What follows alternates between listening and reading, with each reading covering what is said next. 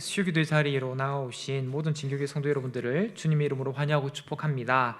날씨가 많이 덥죠. 그런데 새벽에는 또 기도 나오시는 분들 느끼시겠지만 여전히 쌀쌀합니다. 그래서 또 그 감기나 기타 또 건강에 또 유의를 하시고 했으면 좋겠습니다.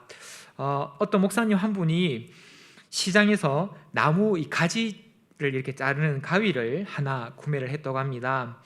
유명한 회사의 제품이라서 믿음이 가고 아주 튼튼해 보였다고 합니다. 그래서 가위를 파는 사람은 한 번도 고장이 나서 환불을 해준 적이 없습니다 라고 말할 정도로 이 가위의 성능과 품질에 대해서 자신을 했습니다. 그래서 이 목사님은 고민할 필요도 없이 가위를 사서 집으로 가지고 왔습니다. 근데 목사님이 이 가위를 잘 사용하시다가 가위를 세 번째쯤 사용할 때에 이제 손잡이, 이 가위의 손잡이가 깨져 버렸습니다. 어떠한 두꺼운 나무의 가지도 다 잘라버릴 것처럼 보였던 가위는 그렇게 망가지고 말았습니다. 사실 유명 이 회사의 제품이라고 이렇게 붙여져 있긴 했지만 실은 가짜였던 것이지요. 이 목사님이 이 가지 그 나뭇가지 자르는 것이 고장이 나면서 자기가 엄청난 그 영적 깨달음이 있었다고 하는데요. 그것은 우리의 믿음도 이와 같다. 평소에는 나의 믿음이 진짜인지 가짜인지 알 길이 없다.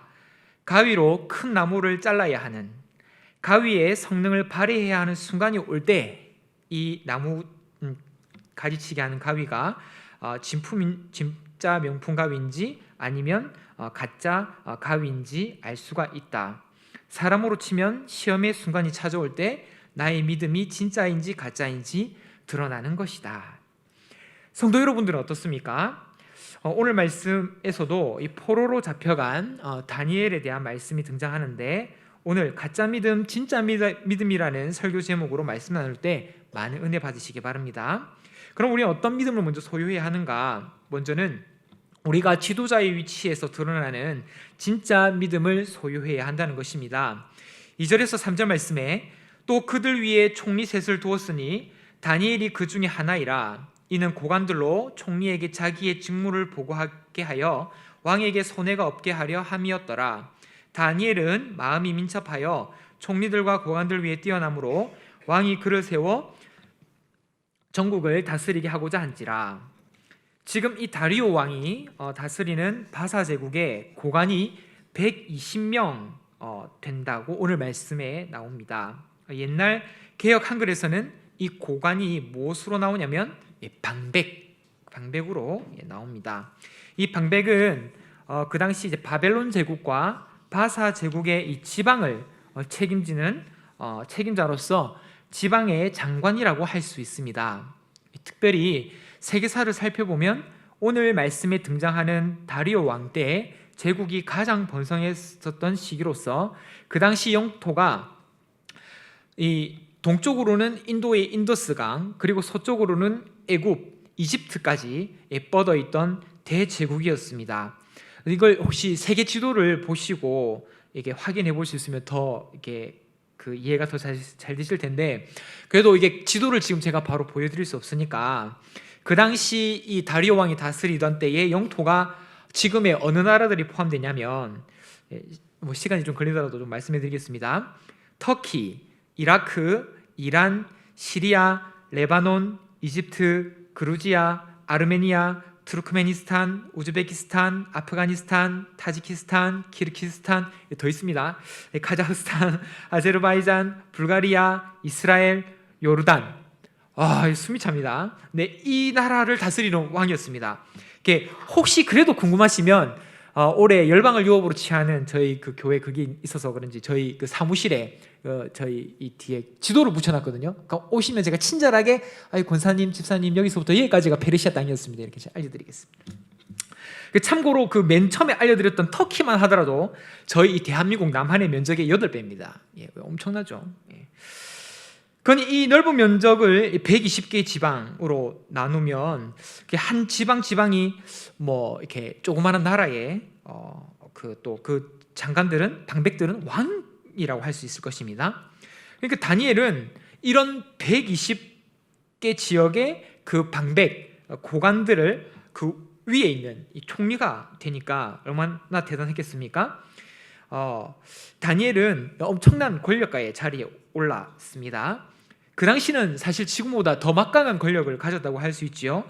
저번에 어떤 대통령께서는, 우리나라 대통령인데, 대통령이 돼도 자기는 대통령이 되면 모든 걸 다 할 수 있을 거라고 생각했는데 막상 대통령 자리에 오르니까 할 수 있는 게 별로 없더만요, 이렇게 이야기를 하는데, 그 당시는 뭐 왕은 그냥 뭐 죽여 이러면 그냥 죽이고 엄청난 권력을 이제 가지고 있는 거 아니겠습니까? 뭐 총리는 그 다음에 권력가니까 뭐 두말할 거 없겠습니다. 사실 이게 높은 자리에 오르면 사람의 특징이 교만해지고 좀 나태해지기 마련입니다. 그래서 이 오늘 말씀에 나오는 표현처럼 이 다니엘의 민첩했던 마음이 어느 순간 둔해지기가 쉽습니다. 그것도 그러할 것이, 높은 자리에 오르면 이게 어느 순간 좀 목소리에 힘을 주고 또 목을 뻣뻣이 세우고 또 그리고 허리를 더 이렇게 넓게 펼치게 되는 것이죠.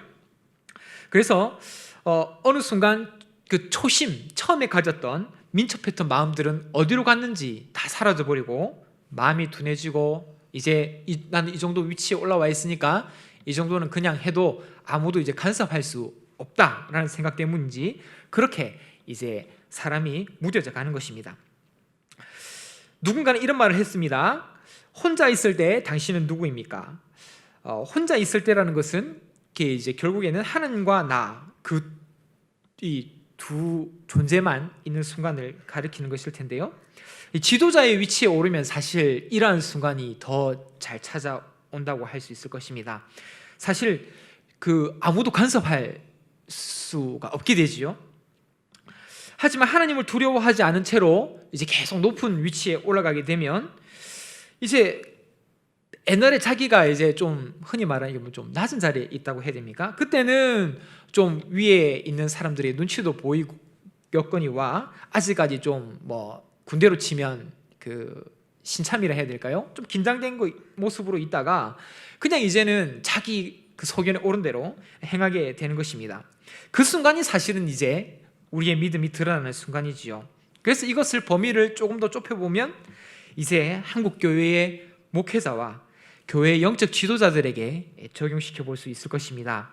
사실 우리도 익히 알고 있는 바, 한국교회의 목회자와 교회 영적 지도자들이 많이 넘어지는 모습들을 보게 됩니다. 이 지도자들이 왜 위험하냐면, 지도자는 뭐 그렇다 치고 성도는 제가 무시해서가 아니고 이렇게 넘어져도 그 한 사람으로 대부분 끝나는 경우가 많습니다. 하지만 영적 지도자에 오른 사람들이 이런 어떤 공격에 넘어지고 함으로 인해서 교회 전체와 또 많은 것에 큰 영향을 사실 미치게 되는 것이지요. 지도자의 자리에 서더라도, 교회 영적인 지도자의 자리에 서더라도 끝까지 우리가 예수님의 그 온유와 겸손의 모습을 잃지 않아야 할 것입니다. 그래서 우리가 다니엘서 우린 끝을 알고 있지 않습니까? 다니엘이 이 총리 자리에 오를 때 물론 민첩한 마음을 그 다리오 왕이 보고 총리로 뽑았지만, 우리는 이 다니엘이 그 총리로 되고 난 이후에도 어떻게 했는지 다 알고 있지요. 어땠습니까? 그 민첩했던 마음이 둔해졌습니까? 결코 아닙니다.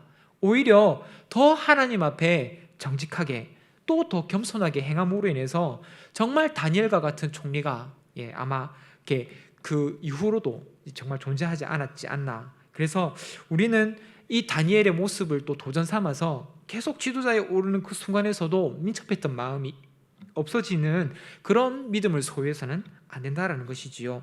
자, 그리고 이제 오늘 말씀에서는 또 어떤 믿음을 우리가 소유해야 하는가? 그것은 우리가 세상 속에서 드러나는 진짜 믿음을 소유해야 한다는 것입니다. 4절 말씀에 이에 총리들과 고관들이 국사에 대하여 다니엘을 고발할 근거를 찾고자 하였으나 아무 근거 아무 허물도 찾지 못하였으니 이는 그가 충성되어 아무 그릇됨도 없고 아무 허물도 없었음이더라. 정말 신앙생활 하다 보면 세상 속에서 믿음 지키기가 정말 쉽지 않다는 생각을 합니다. 저만 그렇게 생각합니까? 아마 수요 기도에 이제 한 주의 중간쯤에 이렇게 나오시는 성도 여러분들이시니까 생업에 종사하시면서 아마 제가 드리는 이 말씀을 더 뼈저리게 느끼시는 분들이 많으실 겁니다. 특별히 오늘 말씀 다니엘은 포로로 잡혀온 상태에 있습니다. 다른 나라의 피지배층으로 살면서 믿음을 지키기 더 어려운 환경이 되었습니다. 그리고 방금 읽어드린 말씀과 같이 다니엘을 고발할 근거를 찾고자 바사 제국의 다니엘 자기 외의 달인 총리들과 또 고관들이 눈에 불을 켜고 있습니다. 어떻게 하면 저 이방인 다니엘 눈에 같은 저자를 제거할 것인가? 사람이 참 죄인인 게 이게 세상 사람들도 그렇고 믿는 사람들도 그렇고 누구 하나 그 무리에서 조금만 돋보이고 잘해도 어떤 마음을 주로 가집니까? 만일에 제가 목사가 아니고 우리 성도님들과 함께 교회 생활하는 이런 집사, 장로님 이렇게 되었다면 제가 조금 더 탁월하게 어떤 섬김에 있어서 은사에 있어서 이렇게 탁월함을 보이면 어떤 마음을 가지시나요? 서기철 집사님 진짜 열심히 하시네요. 이렇게 마음 가지십니까? 아니면 아이고 꼴값 떤다 이러십니까? 저 솔직하게 전자, 아멘. 그런 좋은 현상이죠. 근데 후자의 마음을 가지는 현상이 안타깝지만 있다라는 것입니다. 그러면 이게 믿는 사람들도 그러할 거니와 믿지 않는 사람들은 이제 오죽하겠습니까? 맞죠? 다니엘의 입장이 지금 어떤지 아시겠습니까? 배가 아픈 것입니다. 사실은 다니엘은 이방인입니다. 자기 나라 사람도 아니고 우리 속담으로 글로 들어온 돌이 박힌 돌 뺀다. 미움의 대상이 될 법한 것도 이해가 됩니다. 그래서 참 이게 신기한 게 우리는 우리 나름대로 새벽기도부터 하루를 시작해서 주님 제가 오늘 믿음의 방법으로 제 그 생업의 전선에서 진짜 전선이라는 표현이 맞습니다. 싸움터거든요. 거기서 정말 한번 해보겠습니다 하고 발걸음을 떼는데 세상이 호락호락 합니까? 아니죠. 다니엘만 봅시다. 다니엘이 우리가 보기에도 무슨 잘못을 한 게 있습니까? 다니엘이 음란한 마음을 품었겠습니까? 더러운 돈을 자기 호주머니 속에 넣었을까요? 저는 절대 아니라고 봅니다. 이렇게 하나님 앞에 정직하게 행했는데도 이렇게 미움을 받는 것이 세상입니다. 상징적으로 다니엘은 하나님은 내 심판관이라는 자신의 이름 대신에 벨의 왕이라는 뜻의 이름은 벨드사살이라는 이름으로 바뀌어서 생활하게끔 됩니다. 바벨론이 섬기던 우상인 무로닥을 벨이라고 불렀는데 그 벨의 왕이라는 치욕스러운 이름으로 바뀌게 된 것이죠. 다니엘과 새 친구라고 우리가 잘 알고 있듯이 새 친구들도 이 이름이 바뀌는 것을 피할 수가 없습니다. 세상의 정체성과 문화가 이토록 강한 것이지요. 그들 앞에는 왕의 식탁에 올려졌던 음식들도 제공되었습니다. 다니엘과 새 친구들에게 제공되었던 이 음식은 바로 모세 율법에 어긋난 음식들이었기 때문에 그렇습니다. 우스갯소리로 어떤 회사 사장님이 회식 자리에서 새로 들어온 회사 직원, 우리 믿음의 청년들이 수 있겠지요.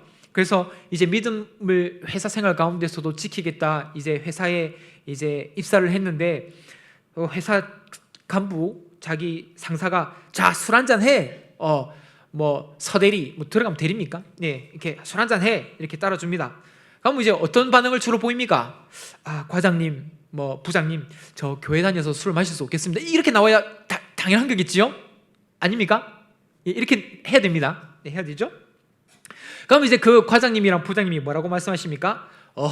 나도 교회 집사야, 괜찮아, 한잔해. 이렇게 말하는 순간 이 자기의 마음도 무너지는 것이죠. 왜냐하면 교회에 대한 실망, 그리고 진짜 믿음 지키기가 어렵다라는 벌써부터의 두려움이 막 밀려오는 것입니다. 저는 이 현실적인 이야기를 지금 드리는 것이죠. 어둠 가운데서 빛과 소금의 역할을 감당해야 하지만 쉽지 않죠. 오히려 나도 눈 한번 그냥 슥 감고 그들과 함께 그냥 하는 게 더 편하지 않습니까? 같이 술 한잔하고 회계장부, 그걸 분식회계라 그럽니까? 한번 하고 또 거짓말 한번 해서 넘어가고. 우리는 눈을 들어보면 타락한 세상 가운데 살아가고 있습니다. 멀리서 찾을 것도 없이 뉴스를 한번 켜서 보십시오. 스마트폰으로 인터넷 한번 보시기 바랍니다. 정말 정말 이게 나란가 그 댓글 달려있는 거 보면 모든 사람들 말이 동일합니다. 이게 나라냐? 이제 하도 살인이 자주 일어나서 웬만한 무슨 뭐 그냥 이렇게 사람을 죽였다라는 것은 그 어떤 사람들의 표현처럼 깜도 못 됩니다. 교회에 다 같이 있으면 모릅니다. 교회에서는 얼마든지 환한 얼굴로 성도들 대하고 축복할 수 있기 때문에 그렇습니다. 하지만 세상 가운데 나아가면 밥 먹을 때 식사기도 하는 것으로 저 사람이 교회 다니는 사람이구나 안다 하는데 이거 참 웃지도 못할 일이지요. 지금 학생 인권 조례를 살펴보시기 바랍니다. 겉보기에는 정말 학생들의 인권을 존중해 준다라는 걸로 많은 겉포장을 하고 있지만 한 커플 한 커플 벗고 들어가 보면 동성애, 성적인 문제, 여러 가지 아이들을 병들게 하는 것들로 가득 차 있습니다. 혹시 제가 지금 이 설교했다고 인터넷에서 이제 저희 신상이 털리고 서기철 목사 수요 기도회 때 이상한 설교 하던데 진교교회 누구누구 목사, 그래서 다음 주부터 제가 안 보이면 알아서들 생각하시면 되겠습니다. 정말 세상 가운데 믿음 지키기가 쉽지 않지요. 그래서 우리는 끝까지 이 세상 가운데서 타협하지 않고 믿음을 지켜나가는 것이 중요합니다. 끝까지 붙들 때에 정말 타협하지 않고 그 다니엘처럼 버티는 그 순간, 오늘 말씀 읽진 않았지만 이후에 어떻게 됩니까? 하나님께서 다 합력하여 선을 이루셔서 그 다니엘을 모함하고 했던 사람들이 다 어떻게 되지요? 다 사자밥이 되죠? 예, 그렇게 되는 것입니다. 근데 중요한 것은 어설프게 교회 다니는 것 같기도 하고 안 다니는 것 같기도 하고 라고 지키면 세상 사람들도 어떻게 합니까? 그 사람을 무시합니다. 네. 아이고 뭐 교회 다녀도 별 수 없네. 예, 그렇게 되는 것이죠. 오히려 핍박 있는 그 순간에도 진짜 끝까지 깃발 붙들고 버틴다는 정신으로 버티면 세상 사람들도 인정하고 그 자기가 속한 회사와 직장이 변화가 일어나는 것이죠. 자, 그럼 마지막으로 우리는 어떤 믿음을 소유해야 하는가? 이제 신앙생활 속에서 드러나는 진짜 믿음을 소유해야 합니다. 10절 말씀에 다니엘이 이 조서에 왕의 도장이 찍힌 것을 알고도 자기 집에 들어가서는 윗방에 올라가 예루살렘으로 향한 창문을 열고 전에 하던 대로 하루 3번씩 무릎을 꿇고 기도하며 그의 하나님께 감사하였더라. 여기서 중요한 단어가 등장하는데 그것은 전에 하던 대로라는 것입니다. 이것이 무엇일까요? 바로 습관을 쫓아서. 제가 대학생 때 그 학생들의 이게 그 리더급이었는데 이게 큐티라고 콰이어트 타임, 아침마다 이렇게 묵상을 하는 시간이 있었습니다. 매일마다 이제 방학 때 이게 저희가 만났는데 방학 시작할 때는 학생들이 참 많았습니다. 그런데 시간이 지날수록 점점 적게 이제 모이는 수가 줄어들더니 마지막에는 한두 명만 남았습니다. 그 이제 청년들이 모여가지고 왜 이런 현상이 발생하는가? 왜 큐티 날마다 아침을 깨워서 말씀 묵상하는 것이 어려운 것일까? 혹시 성도 여러분들은 이런 거 생각해 보신 적 없으십니까? 어떤 모임을 이제 뭐 예를 들면 뭐 석 달간의 모임이다. 처음 시작할 때는 이렇게 마치 그 시작은 이게 장대인데 끝은 미약한 저의 이 화법입니다. 그렇게 돼버리는 것입니다. 왜 그런 일이 일어날까? 저의 고민 끝에 내린 결론, 답은 무엇이냐? 어떤 것을 꾸준히 해 나가기가 어렵다. 작지만 처음부터 끝까지 하나하나씩 조그마한 일을 계속해 나가는 것이 쉽지 않다는 것입니다. 그래서 어떤 것을 꾸준히 그것을 이제 책임진다고 해야 될까요? 혹은 그 영적인 사모하는 자리를 계속적으로 나오는 사람이 있다면 그 사람이 정말 대단한 사람인 것입니다. 뭐 내가 선교지에 꼭 나가서 핍박을 받고 이러는 사람들이 대단한 것이 아니라 정말 우리가 볼 때는 조그만한 것 같지만 그 자리를 계속 꾸준히 지키고 나가고 있는 사람이 있다면 그 사람이 영적 거인이라고 할 수 있는 것이죠. 우리가 그만큼 영적인 습관, 다니엘처럼 이 표현대로 전에 하던 대로의 이 영적인 습관을 이어나가기가 쉽지 않습니다. 그래서 교회 출석하고 교회 열심히 봉사하고 수요 기도에 주일 오전 오후 예배 참석 잘하면 내가 신앙생활 잘하고 있다 생각하기 쉽습니다. 사실 자신의 내면을 돌아보면 아무런 기쁨이 없고 얼굴에 미소가 사라져 버린 지 오래됐음에도 이걸 모르고 신앙생활 계속해 나가고 있는 경우가 많지요. 이런 신앙생활 가운데 드러나는 믿음이 사실 진짜 믿음이라고 할 수 있습니다. 하지만 그것은 그만큼 쉽지가 않습니다. 10절 말씀에 보면 지금 다니엘이 처한 상황이 아주 좋지가 않습니다. 바로 왕 외에 어떤 신에게나 사람에게 무엇을 구하면 사자굴에 던져 넣기로 한 조서에 도장이 찍힌 것이지요. 이 도장은 취소할 수 없습니다. 그런데 이 도장이 찍혔음에도 불구하고 다니엘 이 서의 10절 표현처럼 전에 하던 대로 하루 3번 기도하는 것을 놓지 않습니다.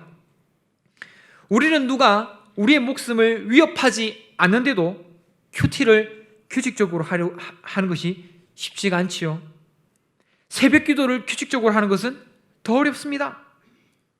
그런데 지금 다니엘은 자기 목숨을 위협하는 상황 가운데 있는데도 전에 하던 대로 하루 3번씩 기도합니다. 그래서 저는 생각해봤습니다. 이 설교를 준비하다가 요즘 너무 쉽게 설교를 어디서든 들을 수 있고 너무 쉽게 성경을 구할 수 있고 인터넷에서 그냥 가격 비교해가지고 싼 것도 구할 수 있고 하니까, 아니면 저기 필경대에 있는 거 성경책 가져와도 되니까 너무 쉽게 기도하지 않아도 내가 가지고 있는 재산이라든지 내가 지금 속해 있는 위치, 권위의 자리에서 이렇게 하면 해낼 수 있는 게 많으니까 한국 교회가 영적으로 무뎌져 가는 거 아닌가. 최근에 교회 오빠라는 영화가 상영이 됐는데요.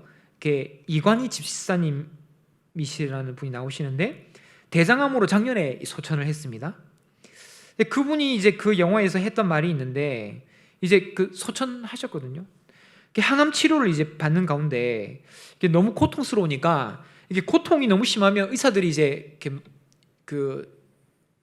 암 걸리고 이제 거의 죽는 것이 거의 확실시 되면, 그래도 고통을 덜어주기 위해 어떤 처방을 주로 내립니까?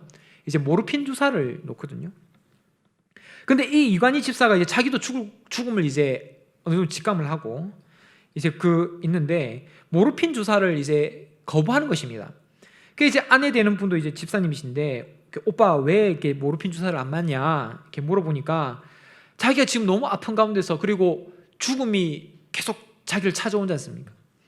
이 순간 자기에게 너무나 필요한 것이 하나님 말씀인데, 내가 모르핀을 맞으면 머리가 몽롱해서 하나님 말씀을 집중할 수 없다고 모르핀 주사를 거부하는 것입니다.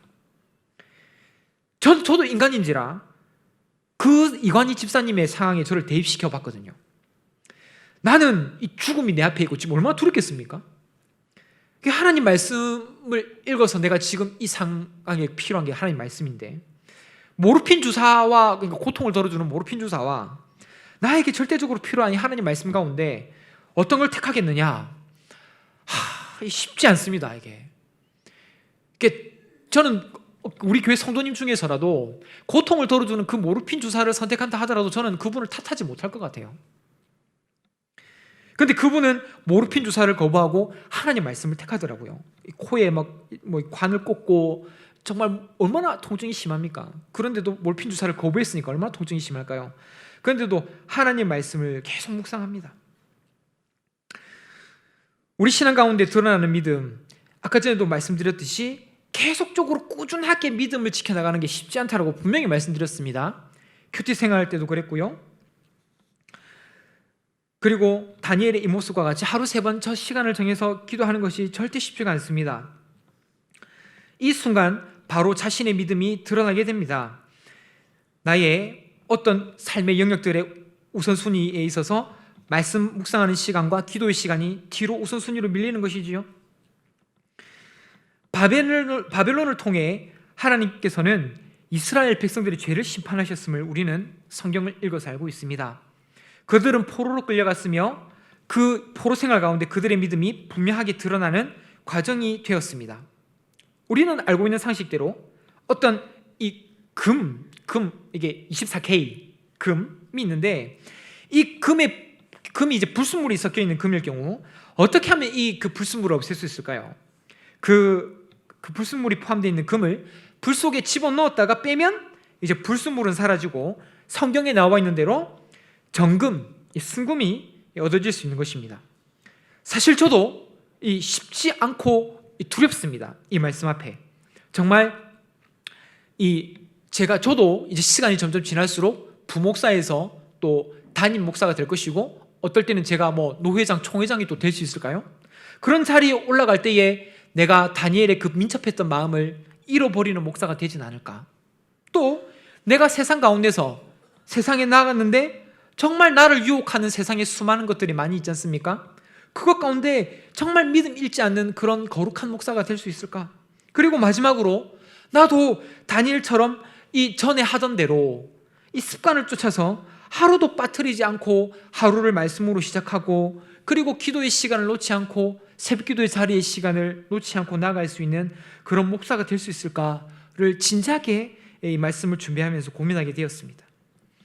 앞서 설교를 말씀을 증거하기 전에 들려드렸던 예화처럼 가지치기를 하는 순간이 올 때에, 그 두꺼운 나뭇가지를 자를 때에 그 나뭇가지 자르는 그 가위가 정말 명품 진짜 가위인지 아니면 이 스티커 메이커만 그냥 붙여져 있고 가짜 가위인지가 이게 판별이 되는 것처럼, 우리의 신앙도 앞서 말씀드린 이 세 가지 경우에서와 같이 얼마든지 이게 분별이 되는 순간이 우리 가운데 오게 된다는 것입니다. 그 순간에 여러분들은 어쩌면 이 다니엘의 모습을 도전 삼아서 어떠한 상황이 오더라도 나의 믿음이 가짜 믿음으로 판명되는 삶을 살아가는 것이 아니라 진짜 믿음으로 드러나서 하나님 앞에 칭찬 듣는 자들이 되어지길 소원합니다. 그러므로 사랑하는 진교교회 성도 여러분, 우리는 어떠한 자세로 살아가고 있는지, 신앙생활을 해가고 있는지 살펴봅시다. 어느 순간 제가 이 말을 드리는 건 참 제가 이 버릇 없는 걸 수 있습니다. 왜냐하면 여기 계시는 분들 중에 상당 부분이 저보다 연세가 많으시기 때문에. 근데 저도 어느 순간 나이가 들어가면서 두려울 때가 있거든요. 어른이 이제 돼가는 건데 사실은. 그런데 내가 나보다 나이 어린 그 사람들에게 정말 존중받을 만한 어른이 되어져 가고 있는가라고 생각할 때가 가끔씩 있거든요. 높은 자리와 나이가 점점 들어가면서 내가 그 가운데서도 예수님의 겸손과 온유를 닮아 믿음을 잘 지키고 있는지, 그리고 세상 사람들과 세상 속에서 더불어 살아가는 가운데 적절하게 눈 감고 그래 술 한잔하고 그냥 이중장부 쓰고 그리고 거짓말 적절하게 해가면서 적절하게 타협하며 살아가고 있는 건 아닌지, 그리고 신앙생활 해가고 있는 가운데에 아무런 마음의 감동 없이 눈물도 없이 그냥 형식에 따라서 그냥 모이니까 그냥 하니까 와서 정말 바리새인과 서기관들처럼 어느 순간 외식하는 자의 삶의 모습으로 살아가고 있는 것은 아닌지 점검해 봅시다. 정말 다니엘과 같이 지금 당장 잘못하면 나의 목숨이 위협받는 그 순간 가운데서도 우리의 진짜 믿음과 가짜 믿음이 분별되는 그 순간에 우리가 하나님 앞에 가짜 믿음을 드리는 것이 아니라 진짜 믿음을 하나님께 드림으로 인해 하나님께서 우리 진교교회 성도들에게 정말 풍성한 복을 주는 것 가운데 그 풍성한 복을 누리며 살아갈 수 있는 모든 진교교회 성도 여러분들이 다 되시길 주님의 이름으로 축복합니다. 아멘. 이 시간 우리가 두 가지 기도 제목을